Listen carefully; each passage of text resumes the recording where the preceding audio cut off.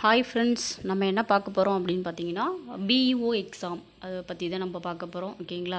லாஸ்ட்டாக எப்போ கண்டக்ட் பண்ணாங்கன்னா 2023 வந்து இந்த எக்ஸாம் வந்து கண்டக்ட் பண்ணாங்க. நெக்ஸ்ட்டாக வந்து பார்த்தீங்கன்னா எக்ஸ்பெக்ட் பண்ணது வந்து 2025 திஸ் இயரில் வந்து பார்த்திங்கன்னா எல்லாருமே இந்த எக்ஸாம் வரும் அப்படின்ட்டு எதிர்பார்த்துட்டு இருந்தாங்க. கண்டிப்பாக வந்து 2026 வந்து பார்த்தீங்கன்னா இயர்லியாகவே இந்த எக்ஸாம் வரும்ன்றதுக்காக எல்லாருமே எஃபர்ட் போட்டு படிச்சுட்ருக்காங்க. நீங்களும் வந்து பார்த்திங்கன்னா யாரெல்லாம் இந்த பிஇஓ எக்ஸாமுக்காக படிச்சுட்ருக்கீங்களோ அவங்களும் வந்து இயர்லியாக நல்லா படித்து இந்த எக்ஸாம் வந்து பார்த்தீங்கன்னா 2026 கிளியர் பண்ணிடணும்னு நான் ப்ரேயர் பண்ணிக்கிறேன்.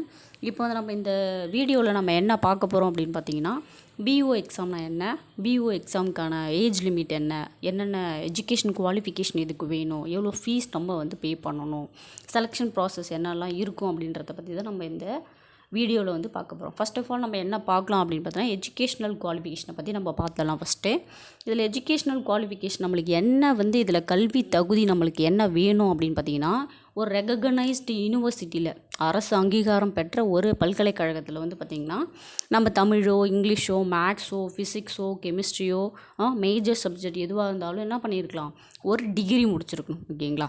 நீங்கள் கன்ஃபார்ம்டே ஒரு டிகிரி முடிச்சிருக்கணும். அது கூட என்ன நீங்கள் வந்து பார்த்தீங்கன்னா பண்ணியிருக்கணும்னா பிஎட் வந்து பண்ணியிருக்கணும். ஓகேவா? Degree with BEd. அப்போ டெட் ஆர் டிஆர்பிக்கு ப்ரிப்பேர் பண்ணுறவங்க, டெட்டு படிக்கிறவங்க எல்லாருமே இந்த எக்ஸாம் எழுதுறதுக்கான எல்லா குவாலிஃபிகேஷன்ஸும் இருக்குது. ஓகேங்களா? அப்போ ரீசெண்டாக டெட் எக்ஸாம் கூட ரீசெண்டாக முடிஞ்சிருக்கு. அவங்க கூட வந்து பார்த்திங்கன்னா இயர்லியாக அந்த எக்ஸாம் எழுதுறதுக்கான எல்லா பெனிஃபிட்ஸோடு நிறையா எஃபர்ட் போட்டு படிச்சுட்ருக்காங்களே. யாரெல்லாம் டிகிரி வித் பிஎட் பண்ணியிருக்கீங்களோ அவங்க எல்லாமே இந்த எக்ஸாம் வந்து பார்த்திங்கன்னா எழுதலாம். ஓகேங்களா? அப்போ எஜுகேஷன் குவாலிஃபிகேஷன் வந்து பார்த்திங்கன்னா என்ன அப்படின்னா இதில் எஜுகேஷன் குவாலிஃபிகேஷன் வந்து டிகிரி வித் பிஎட் இருந்தாலே போதும். அடுத்து ஏஜ் லிமிட் என்ன, வயது வரம்பு இதுக்கு என்ன அப்படின்னு பார்த்தீங்கன்னா மேக்ஸிமமாக 52 இயர்ஸ், அதாவது 52 வயசு வந்து ஜென்ரல் கேட்டகரிக்கும் 56 வயசு 56 இயர்ஸ் வந்து அதர்ஸ் கேட்டகரிக்கும் நம்ம வந்து எழுதிக்கலாம் அப்படின்னு சொல்கிறாங்க. ஓகேங்களா? அது இல்லாமல் தமிழ்நாடு கவர்மெண்ட் வந்து பார்த்திங்கன்னா பை நார்ம்ஸில் என்னென்ன ரிலாக்ஸேஷன் கொடுத்துருக்காங்களோ அதுவும் அப்ளை ஆகும். தளர்வு கொடுக்குறது எல்லா ஏஜ் வயது வரம்பும் நம்மளுக்கு என்ன அப்ளை ஆகும்னு சொல்லியிருக்காங்க.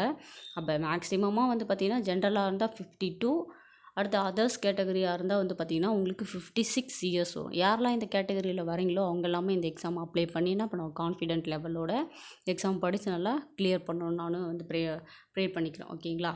இப்போ ஏஜ் லிமிட் நம்ம பார்த்துட்டோம். அடுத்து வந்து பார்த்திங்கன்னா இதுக்கு என்னென்ன பேப்பர் இருக்குது, எப்படி பேட்டர்ன், எந்த பேட்டர்னில் வந்து நம்ம எக்ஸாம் கண்டக்ட் பண்ணுறாங்க அப்படின்றத நம்ம நெக்ஸ்ட்டு பார்த்துடலாம். இதில் எக்ஸாம் பேட்டர்ன் வந்து பார்த்திங்கன்னா 2 பார்ட்டில் இருக்கும். Part A and part B அப்படின்றாங்க. ஓகேங்களா? பார்ட் ஏவில் வந்து பார்த்திங்கன்னா இது தமிழ் லாங்குவேஜ் எலிஜிபிலிட்டி டெஸ்ட். ஓகேங்களா? தமிழ் லாங்குவேஜ், அதாவது இது ஒரு தகுதி தேர்வு தான். ஓகேங்களா? பார்ட் ஏவில் இதில் மேக்ஸிமமே எத்தனை கொஸ்டின் இருக்குன்னா 30 கொஸ்டின்ஸ் இருக்கும். மார்க்ஸ் எவ்வளோ அப்படின்னு பார்த்தீங்கன்னா 50 மார்க்ஸ் இருக்கும். ஓகேங்களா? எவ்வளோ டியூரேஷன்ஸ் இந்த எக்ஸாம் எத்தனை மணி நேரம் எழுதுனா 30 மினிட்ஸ் தான். ஓகேங்களா?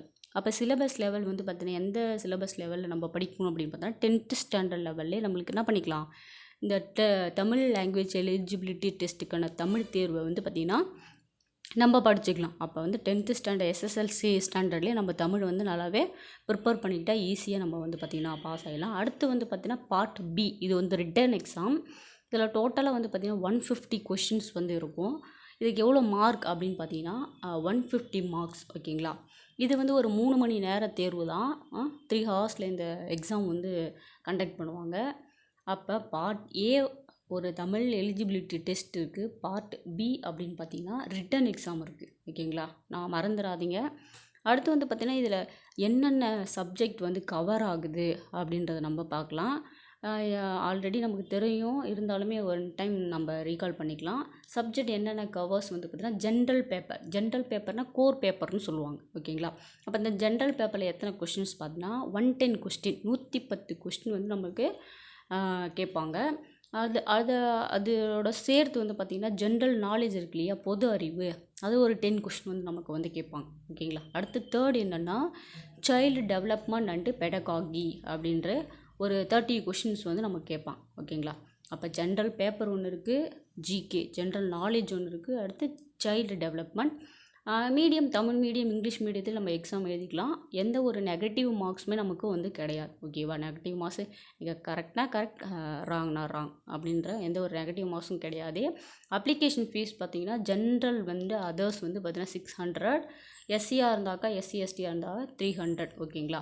சேலரி வந்து பார்த்தீங்கன்னா ஆல்ரெடி தெரியும். இருந்தாலும் பே ஸ்கேல் வந்து நீங்கள் வந்து ஆல்ரெடி இதிலே பார்த்துக்கலாம், நோட்டிஃபிகேஷன்ஸ்லேயே பார்த்துக்கலாம். செலெக்ஷன் ப்ராசஸ் மட்டும் சொல்கிறேன் பார்த்துக்கோங்க. பார்ட் ஏ இந்த செலெக்ஷன் ப்ராசஸ் எப்படி கண்டக்ட் பண்ணால் 3 ஸ்டெப்பில் வந்து பார்த்திங்கன்னா கண்டக்ட் பண்ணுவாங்க. பார்ட் ஏ பார்த்தோம் இல்லையா, தமிழ் எலிஜிபிலிட்டி டெஸ்ட்டில் எடுத்த மார்க்கு. அடுத்த ரிட்டன் எக்ஸாம் நம்ம எழுதணும் இல்லையா, பார்ட் பி, அதில் எடுத்த மார்க்கு எல்லாமே நீங்கள் கரெக்டாக குவாலிஃபைடாக ஆகியிருந்தீங்கன்னா சர்டிஃபிகேஷன் வெரிஃபிகேஷனுக்கு வந்து பார்த்திங்கன்னா உங்களை கூப்பிடுவாங்க. சர்டிஃபிகேட் வெரிஃபிகேஷன் முடிஞ்சாலே நமக்கு வந்து பாஸ் அவுட் தான். அடுத்து வந்து பார்த்திங்கன்னா எல்லாருமே இந்த எக்ஸாம் எழுதணும்னு வேண்டிக்கிறேன். All the best students.